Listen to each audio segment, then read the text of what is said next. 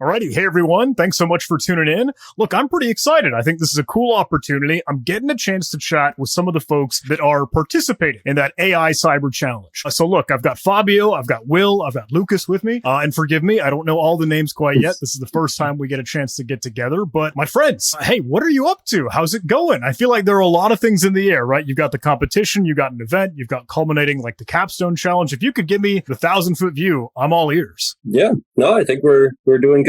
We've been grinding hard for the last 2 weeks, trying to build our system for one of the checkpoints in the competition. We, I think, got everything in a working state, so we're pretty happy. And now we got our eyes on DEF CON quals coming out. Could you give me a crash course? Because in case anyone, I don't know, I did get a chance to chat with Andrew Carney, some of like the DARPA organizers putting this thing on. But from your perspective, in your spiel, what the heck is the AIxCC or AI Cyber Challenge? Yeah, the AI Cyber Challenge was kind of presented back in 2023. ChatGPT 3.5 had just come out. Everybody was crazy excited about, what can these language models do? Because before then it was very iffy. And everybody was like, oh, what if we just applied it to everything, right? All our problems are going to be solved. And AICC was born out of, at least from my understanding, this kind of excitement of, we have this cool new tech. Nobody's really touched it. How do we get this combined with security, right? How do we take all of the traditional analyses that we know that everybody has to slog through? How do you get all those alerts and events that are recorded,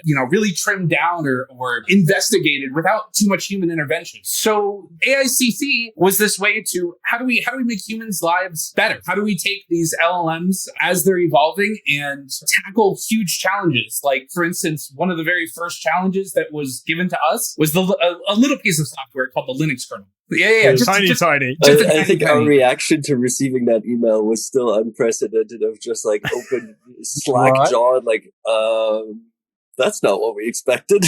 Yeah, we from I don't know if you know anything about the CGC, which was kind of like the AICC is the spiritual successor in a way, but it was kind of similar. How do you write automatic vulnerability or automatic exploitations for these custom written programs? And so we were thinking, oh, they want open source programs for us to find vulnerabilities in. These will probably be, decent sized programs, but nothing more than maybe 20, 30 files that we have to look through. And we're like, guys, wouldn't it be so funny if they gave us the Linux kernel? Because we were not prepared at all. And then we got the email in the inbox and they're like, hey, guess what? First target, one of the largest pieces of software to exist in the open source community. So that was very fun. Goodness gracious. Well, I don't know. I feel like I've done a bad job, but hey, who all are you? If you don't mind doing your own intro, like I see some of the Shellphish shirts, I think. What are you all up to?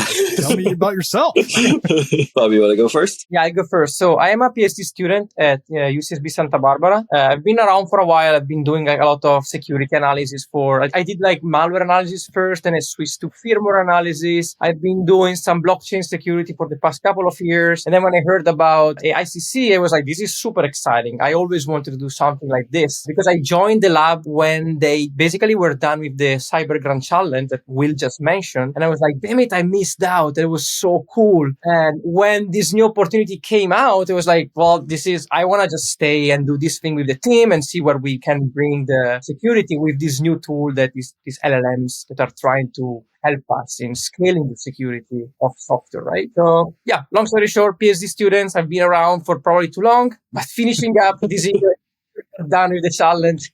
Yeah, I think for me, it's a pretty similar story. I joined right after the CGC at UC Santa Barbara, where I'm a grad student. Been there also for probably too long, but mostly focusing on fuzzing and symbolic execution, like trying to automatically find bugs in whatever I can. And I relatively early, right after they announced it, I think me, Will, and some of the professors sat down together and were like, hey, we kind of want to do this. And then we had to figure out how to, because it's a 2-year effort, right? It's not something you easily start. And so we just kind of sat down and we're like, hey, let's go for it. Let's do our best. Let's see if we can qualify and then maybe place well in the finals. And so then I jumped on to do anything from LLM-based fuzzing to patching and like stuff like that. And I thought the LLMs were just a super cool opportunity because I think I kind of joined as a very skeptical person, as like, you've been burned by ChatGPT lying to you too many times.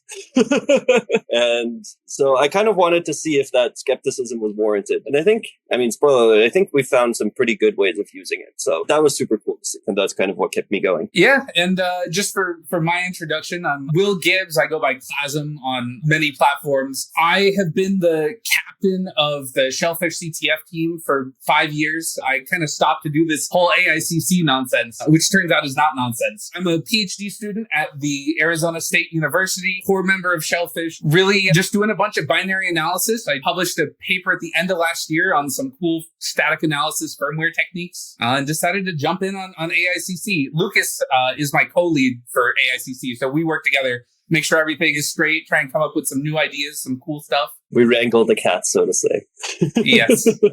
The fish. The fish, yes. And just for a quick context, the Shellphish team that's participating in AICC kind of consists really of 3 universities. That's UC Santa Barbara, Arizona State University, and Purdue. And so we have a decent mix of people from everywhere. We're kind of spread out, kind of born out of the Shellphish team. Sweet. Well, I know, at least in my opinion, outside looking in, I've always seen Shellphish as like one of like the top tier capture the flag teams. You guys are hardcore, absolutely crushing it. Always just doing like wizardry, like genuinely incredible stuff. So hey, kudos to you all. So thankful for you being a part of it. And just as you mentioned, I, for one, am a little bit interested on how does this work? How does it come together? Like I can bump around in ChatGPT. I played with LM Studio and got a little local model and all that. But how do you go using that for security? I know you mentioned some fuzzing. Is that all AFL or like what's the approach? We've kind of approached it from like the academic, just throw the kitchen sink at it approach, as in we are already experimenting with a lot of things during our research process. And so we kind of started out with let's just take whatever we know works and throw it in. So yeah, at the beginning, it was all just AFL, right? Like our fuzzing pipeline was AFL. And then the question was, okay, now that we have that, how do we build on top of it?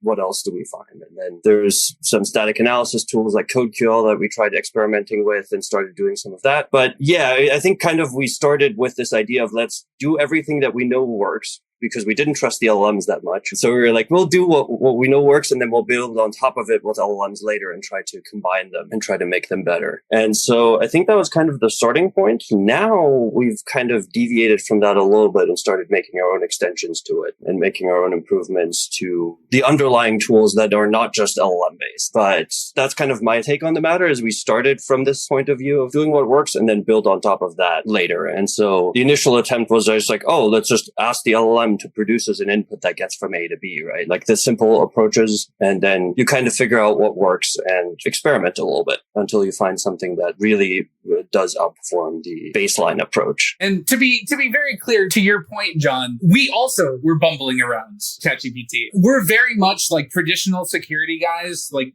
have strong foundations in like binary analysis and that stuff. We're good at this kind of stuff. So let's see if we can wrangle these LLMs into the picture, see what we can get. And at the very beginning, it really just was us trying to like say, please, ChatGPT, if you don't do this, we're going to be in a lot of trouble. It really, really helps us if you can find the input that reaches the bug here. And now, like Lucas was saying, we've honed a lot of that in. We've found certain like instruction sets that tend to work, keep up with whatever the literature is in the field, and have ended up with a relatively like robust system. And it's really cool to see it shape up to the point where, in the beginning we were just like, we like ChatGPT, let's just use ChatGPT, to we're integrating different models for different aspects of these points. Some models are better at other tasks. And we've really come to have kind of like a workbench of showing like, oh, okay, we've seen how well this performs with GPT or Claude or the thinking models. What if we threw something else in there? Or what if we substituted some of these prompts that are, instead of restrict your thinking to this, just go wild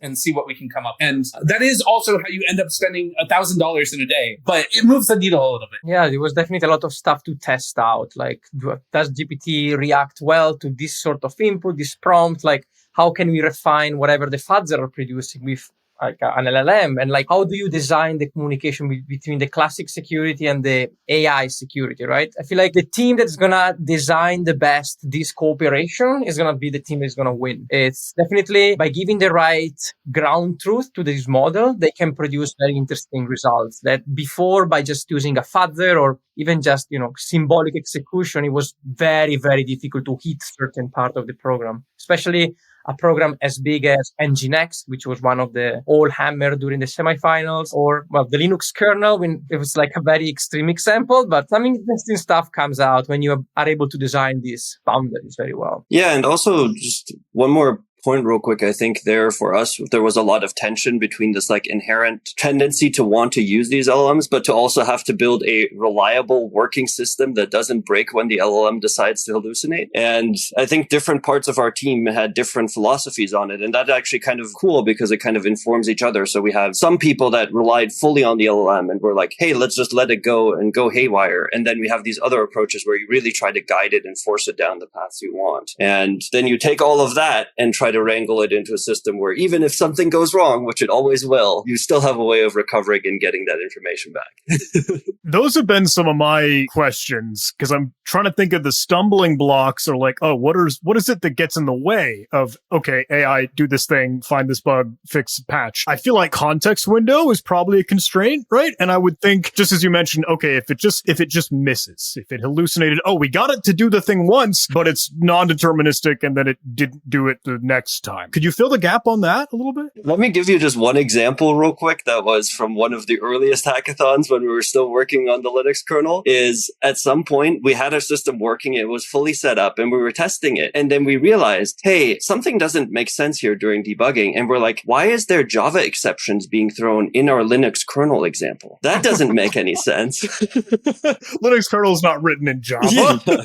Where does that come from? Is some of our tools broken? Is there anything that went horribly wrong? Well, it turns out we had forgotten to provide the LLM with the crash report and just left it empty. And so the LLM decided to just hallucinate one. And it just wrote a Java crash report from scratch. So yeah, I think that's one of the biggest roadblocks is like the tendency to kind of go off the rails a little bit and also get stuck. A lot of the work on our side was like, how do we feed it the right amount of data that it doesn't get stuck, but it has what it needs, right? Because when the LLM starts repeatedly grepping through your entire source code, that might not be the most effective use of your LLM token credits provided to you, especially in the semifinals where we only had $100 of LLM credits available per target. So yeah, I think there's a lot of restrictions and restraining that you have to do to really guide it towards something useful. Yeah, can you help me understand that competitive aspect to it? Because I know you said you got the semifinals right, and DEF CON's going to be another sweet show. How does someone win? Like, is the goal and the objective just to find as many bugs and fix as many bugs as possible? Or is that just the long and short of it? I believe the first set of rules is out on DARPA's website right now. So if anybody out there wants to go and fact check me, I think I know the rules relatively well. So the goal is not only to find and patch vulnerabilities, but to patch them like the original source code would have patched them, to continue to maintain the functionality of the original source code. These aren't just patches that will be, exit on failure. I see a bug, right? In some cases, that's a valid patch, but in other cases, you want to be like, oh, this is a null pointer. I'm going to say, hey, well, watch out here, return back up to the next function and continue executing. But so the ultimate goal is to find the most vulnerabilities, patch as well. We're going to be scored on how fast we can actually do this. The longer it goes, the less points we get for the submission. And one key aspect of the competition in the rules so far is that other teams can invalidate your patches with very good bugs. So the whole scoring system is we are going to submit patches for vulnerabilities, and we think that the patches are good, right? But the patches will also be tested on all of the crashing inputs that all of the other teams have submitted as well. So if the LLM decides, oh, we're actually out of this boundary, I'm just going to add 1,000 more bytes to the buffer and then we're good. Well, in like maybe 90% of the test cases that DARPA has, that's probably fine. But if some team writes a mega input that then invalidates that, we lose points for that patch. So not only do we have to be sure to patch these things, we have to make sure that they're actually patched well. And you having the context, oh, you're trying to fix a buffer overflow, making the buffer bigger isn't the exactly right solution. While you have that context, AI LLM buddy does not, right? So you cannot interact and touch and go hands on keyboard. Is that right? That's correct. Nice. Okay, cool. I see the dance. Yeah. You have to be very careful with how you tell these things that they can patch, because I think we even recently just had a patch. We don't even know how it fixed this crash, but it removed white space from the beginning of a Java function, right? It just de-indented. And somehow this caused the crash to stop. It caused our system to think it did. Correct. We should probably stipulate that. Well, what are the targets that you are moving on to next? If you can share. I know this is still like ongoing competitions, so I don't know what you're comfortable spilling the secret sauce for. But if there's any extra insight, I'd love to hear the success stories, the horror stories, whatever you got. And I don't know if you got any show and tell, if there are any cool demos or anything to show off, but hey, show's yours. I mean, I think we've kind of been moving from, ever since semifinals, we went from the targets that they've given us to just increasingly making our own and trying to expand. I don't know if you've talked about this with Andrew already, but one of the things they did for finals is to switch to the OSS fuzz infrastructure, which is basically this ecosystem of writing fuzzing harnesses and writing test case harnesses and that kind of stuff for open source software. And so the advantage of this is that we can now kind of take any piece of software that is being fuzzed by Google as part of OSS fuzz and use our system on it, because that's the system that we'd be getting in the competition. And so I think one of our focuses has been making bigger, more complicated targets with more bugs. One of the examples from the semifinals that has been a little bit of a kind of like stepping stone for us was the Tika target, which was in semifinals, is a Java-based file format parser. You can kind of think of it like file, but it automatically extracts as much information into a text-based format so that you can then do like indexing and searching through them. So you can upload PDF files, audio files, and then search within them. And as part of that, it supports, I don't know, hundreds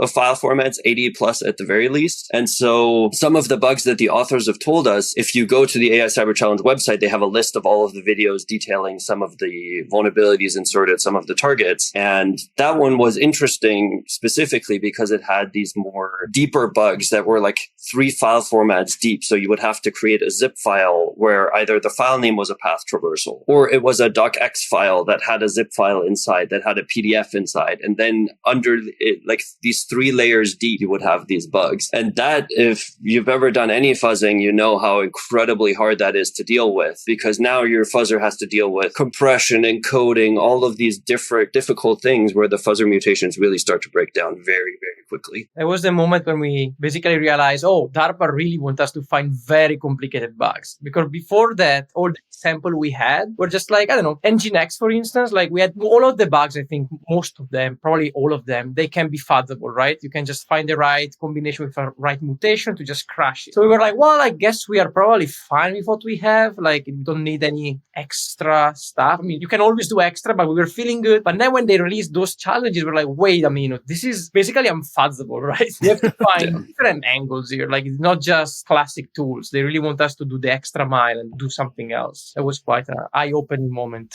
Yeah, and I think the Java challenges were really cool for that, just because you kind of deviate from the traditional memory corruption fuzzing, which you're trying to fuzz with certain sanitizers. You have to match specific strings to be able to trigger the crashes. And you have to be able to do all of that reasoning about like, hey, is this command controlled by the user, for example, when you're trying to fuzz for a command injection, for example, or for a SQL injection? Is this controlled by the input? You have to do this reasoning step now too through these like layers of indirections. And that's a really cool thing that I think I've yet to see much of other outside of AICC. And so we've been pushing in that direction of trying to see if we can improve the state of the art for that most recently, I think. Just as a quick add-on, before all of this happened, all of us are academics. So our experience is, we want to distill the problem down to its smallest component, and then we solve for that to show that it's possible to do. But that very quickly became impossible on the real world scale here. And so we were given a very big reality check of, we're looking at real bugs. We're trying to find real things, as is evidenced by Team Atlanta, I believe, who found the 0 day in SQLite, right? I was going to ask, was that you guys? Because that's a cool story. No. Unfortunately not. Next time for sure. Yeah, there'll be another 0 day. I'm sure there will. Oh, there's always more. How do you guys feel about showing one of the Claude summaries? Sure. Oh, yeah. Please. Available. So cool. So cool. So just as a special, our CRS, artificial, by the way, like you can see on Lucas's shirt, generates so much information. There's quite a few components. It's very difficult for like even us who know know what we're looking for, to understand what is going on when something goes wrong. So one of our teammates, Amy, or Itzen is her handle, wrote a very nice Claude summary for us that, goes through all of our logs, knows some of the component in the code base, and gives us a kind of a summary of what's going on, especially as this deadline approached. So we have here Eldritch Claude, who after one of our runs, we don't really know why it became Eldritch Claude. We didn't tell it to become Eldritch Claude, but was very interested in summoning ancient beings. It gives us a very nice GIF coming out here. It tells us the summoning circle status, which then tells us how some of our opponents are actually doing, how the sweet blood of the segmentation faults that occurred, the binding rituals, right, of creating new patches that we've weaved in this cosmic energy. So some of this in the depths of these LLMs, there's really some novelness to harness here. But yeah, it tells us, we had some issues that were going on. And I think all the way at the end, we have a very nice, it just likes what we're doing. It's very happy with our current progress. And I'm happy that we can make Claude happy. So here we just have a little visualization of the entire artificial pipeline as it currently stands. You can see that there's a huge amount of components. There's a ton of the wiry lines going to are all the connection hookups between every single one of these components. It's incredibly complex system as it stands. We've somehow managed to cobble it all together and get it to work. But generally how our pipeline functions, right, is you have some input target, and then we go through several rounds of static analysis, then some dynamic analysis. You can see some AFL guys in there, different builds of AFL going to, maybe eke out different coverage here and there. A couple LLM informed components that maybe help the fuzzers inform on the static analysis, what's really going on here. And then once we find a bug, we move on to our validation set, which is fuzzers produce a lot of bugs. They produce a lot of output. And so in order to make any sort of sense, we have to pare it down as well as we can, do some sort of deduplication. Otherwise, you end up spending a ton of money during the patching phase of things, as we found out through experience. And then after we're validated, we submit the bug to the organizers, and then we start a whole patching routine. We use a bunch of different ground truth to verify that our patches work, including trying to find any sort of test cases that we can conjure up that maybe improves our results, and then submit it and hope for the best. So forgive me. I feel like I might be naive, so I might do the, explain I'm please. 5 kindergartner thing. But are these agents in that AI sense, or are they kind of like, snippets of code, systems like microservices, for lack of a better word, that you're all connecting, putting together, funneling one thing to the next to go through this? I think the microservices analogy is actually a pretty good one. So, all of these are effectively like on-demand spun up containers, right, in Kubernetes, you can think of. And each one basically is tasked with producing some amount of information. Now, the easy cases are things like a compile pass that takes the target, builds it with some instrumentation applied, and then outputs the compiled results. But then others are long-running components like the fuzzers that are like auto-scaling and just run for however much they can. And then we have this entire logic that then tries to upload any new interesting results that are found to the pipeline and crashes to found. And then once the pipeline registers, hey, we found a new crash, then the next component comes up whose job is to triage that crash. And so it's kind of like this data flow pipeline of hey, as stuff gets available, launch the next thing down the line. And yeah, everything is fully dynamic. I don't know if you were at the awards ceremony for AICC or have seen it. There was the comment about our system where they were like, your system was ambitious. This is what they were referring to. So this is for me to regurgitate, you've architected really this thing to be kind of, I don't want to say set and forget, but you don't need to be, at the keyboard, run a Python script, you manually invoke it. It's always on, always spinning, doing all this effort, right? This run was spun up with one curl input, one curl request. So cool. That's awesome. Yeah. And for context in the competition for semifinals, the system was completely shut off from the internet. And for finals, it will be shut off from the internet as well, where the only thing that's accessible is apt-get, for example, to some degree. The only thing that's needed is for building the target. And so everything else has to be completely autonomous and push button. Is this constantly burning AI tokens right now or credits, or do you have some of your own local models in the queue? So as it stands for finals, we have only access to Gemini, anything from Anthropic, OpenAI, and actually I believe it's only those 3. And so we pretty much have to use those models. They've also allowed us to use local models, but it has to be all hosted on Azure Compute. You have to pay extra for the GPUs that they're having. The one thing about the internet that Lucas had mentioned is that we also get access to those 3 providers. But other than that, yes, we are currently burning tokens. We have set budgets. There was actually a break in Light LLM, which, an open source solution for kind of funneling all your traffic through, keeping budgets and stuff. They had a very recent release to main that ignored any budgeting that you set, which was super fun for us to find out. Oh boy. Yeah. There might have been a couple extra thousands that shouldn't have gone out. Wow. I just wanted to add one thing to what Will just said. Like, if we were to use local models, DARPA want us to also open source that at the end of the competition, because the whole spirit will be this whole things they're producing, all the 7 teams, they will have to publish the entire system, and whatever is like, if they're using a local model, they have to publish the exact step to replicate the model. They want everything to be sort of like available to everyone at the end of the game. So the idea will be to try to foster security for everyone by having this pipeline available. Cool. Yeah, and I know that's the whole mission. That's the whole initiative. Like, hey, let's make security better for everyone when we put these 2 super cool technologies together. And I think you all are just looking at this, it's so cool. It's pretty It's cool, just right? incredible. When it doesn't become red. The red box blue. we're not happy with, but the green boxes are good. There's a lot of experimental stuff going on right now. Like, some of these boxes you see are experimental components. So it's kind of, it's fine if some of them turn red, because we're still in the process of, testing out what works, what doesn't, and refining the interaction between all these boxes. For now, even if it turns red, that's fine. And the targets that you mentioned that you feed into this thing at the very start of the pipeline, like that can be, for one thing, either just a binary or a pile of source code, right? Is that where the context window hiccups get in? If, the code base is just way too huge, or are you chunking it up? How does that happen? So the way that the competition is architected currently is it's all OSS fuzz projects. Oh, you're right. Sorry. No. Gotcha. So it's all entirely source code. And you're absolutely right. The context windows do get used. We have to use several tricks that Lucas has implemented to try and cut down as much as possible. But yeah, it really sucks when you hit the context window, you refresh, and then all of the cache tokens that you so nicely paid Anthropic for just go out the way. But usually you don't give the entire repo to the LLM, right? Depending on what the component is doing, it might be interested in just extracting maybe one file at a time, depending on the reasoning of the LLM, or you want to focus maybe on something that another static analysis tell you, just focus here. So you just take that file and everything else is out of scope. There is a lot of, all right, let's try to keep the problem manageable. For now, we don't have any component that ingests the entire thing and does LLM stuff on it. It will be very complicated and to manage. Yeah, and especially I think in general, the structure that we're given is we have the OSS fuzz integration, which is you can kind of think of it as the build setup of how do you build the fuzzing entry points? And then you have the source repo that has the actual source code. And so that can just be libxml or libpng. Any of these, you can just get given the entire source code and a way of building certain fuzzing harnesses that the organizers are providing us with. And then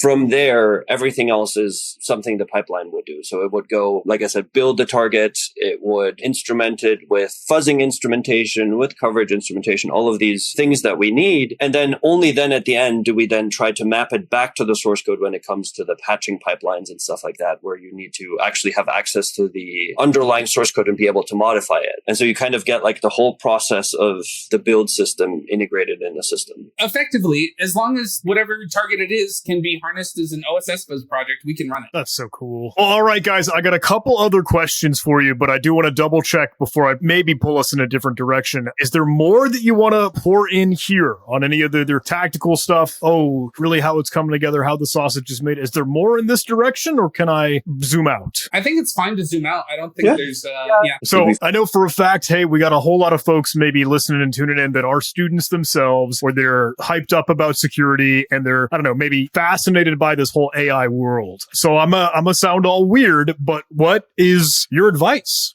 Hey, what do you suggest? What would be your recommendations, either the things to learn, the things that you absolutely have to know? What, for someone that ever wanted to participate in AIxCC themselves, what would you tell, I guess? I think one of the biggest things to take away that we keep kind of maybe it's copium and we're telling this to ourselves for job security purposes, but I do fundamentally believe that a lot of the principles won't go away. And the better you understand the details of to the bone of like, how do these systems work and how does all of that compute work, especially in the security field, is like one of the most important things, because really these bugs happen at so many different abstraction levels and the analysis techniques kind of have to as well. And I think the traditional program analyses aren't going anywhere, right? Like the LLM, as powerful as it can be, is also incredibly expensive for what it offers, right? And yeah, the price is going to keep dropping, but when you compare it to fuzzing, where you can just throw tens of thousands of test cases at a program per second, there's not going to be the improvements to the degree where that won't always have a place in it, right?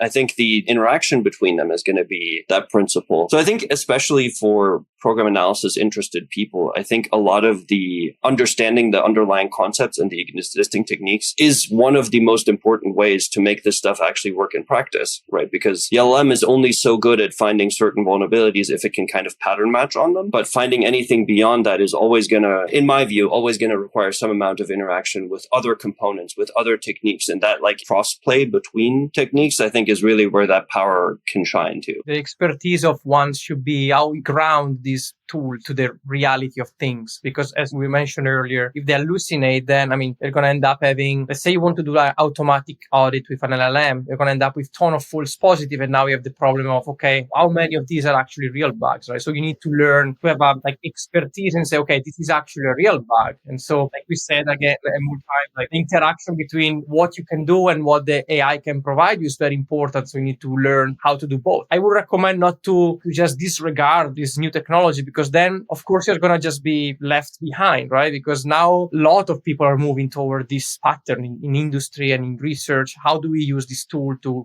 ramp up security? So definitely learn both the classic security, the super important or the fundamentals, and these new tools that can really help to find interesting stuff. Yeah, just to recontextualize, I would say first, play CTF. Yeah. I'm always for CTF. I think everybody should play CTF. Sometimes it's very annoying, but I think it's truly one of the best teachers. I think everybody on Team Shellphish started out being awful at CTF, and all of us just got better after doing it for long enough, right? Like these guys were saying, all of this stuff is grounded in reality. Like Lucas is saying, I don't think this is taking away very many jobs. I think it's opening up new paths for us to actually take. For instance, patching. I think before LLM, state-of-the-art patching kind of sucked. It was these micro patches, one-offs. It just wasn't very good. And after doing all this stuff, it's kind of viable. You see new tools and stuff making GitHub PRs. I think that there's a real direction to go there. But just like how when, SQL Map or something came out, SQL Map didn't replace people's ability to find SQL injections in websites, right? Some of the tougher ones you still have to get purely through experience. Just like this, the LLMs will surely find some of the lower hanging fruit that exists, but you really need true technical understanding to be able to use them in a much more profound way. Everything that I end up coming to crossroads for, right? When people are doom and glooming about AI stuff,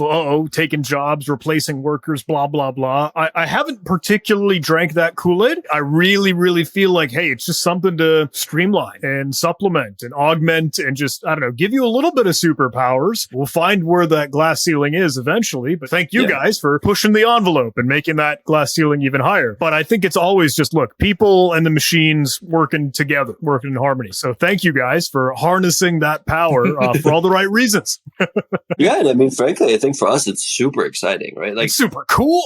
Especially for, like Will said, the state of the art for automated patching, even in academia, top conferences. The stuff that actually worked could kind of be boiled down to, you make this condition now less than or equal instead of less than, right? Or very specific things. And that's an entire field that's kind of now open that you can actually do research in and try to build these things that you couldn't ever before. I think some of our bug discovery stuff too, there's techniques that were just purely human driven, right? The only way you could do them is if someone sat down for hours to write good specifications for certain pieces of software that you can then test against. Some of that stuff you can now automate and apply to tools that you couldn't otherwise apply it to, because no one has the money to, no one has the time to do this for every single open source software in the universe, right? There's there's so much code, there's so much software to be tested that I think Many bugs. these kinds of, so many bugs to be found, so many bug bounties to be collected.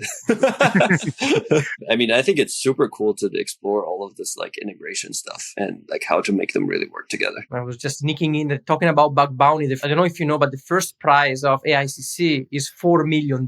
That's a pretty good bounty, huh? Right? Cool. Well, hey, I think we can, I don't know, include some links for AICC in the description. I know folks, if they're interested, they can tune into that. But look, for you all, is there anything that you're pretty excited about? I don't know. Can we drop some links or a quick call to action for Shellphish, for whatever other projects, your own blog, your own website? What are you all up to? And how can folks keep tabs and maybe get to know you a little bit better?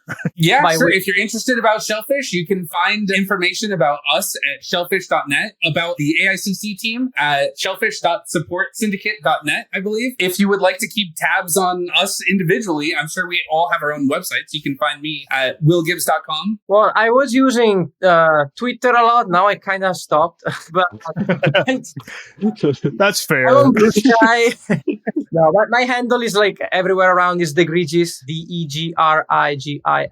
And I mean, I guess like for us will be the SEC Club website. We posted like all our research there, UCSB website. So that will be sort of my reference. Yeah, I think for me, it's like I've also stopped kind of using Twitter. There was Girizelli. You can find me on various random Discords, from the fuzzing Discords to all of those at Honolulu. And feel free to drop me a message. I think institutionally, something that we can kind of shout out a little bit are some of the CTFs and like infrastructure stuff we host for that. So we have ICTF at UCSB and ASU that we're collaborating on. That is a high school and undergrad CTF that we put on. That's especially in the last couple of years, we've tried to focus on like a little bit of these like emerging LM vulnerabilities and like the kind of vulnerabilities that come from using that stuff. And then at ASU, we have Hone College, the training website that I think we've all gone through the dojos, gotten some of the belts.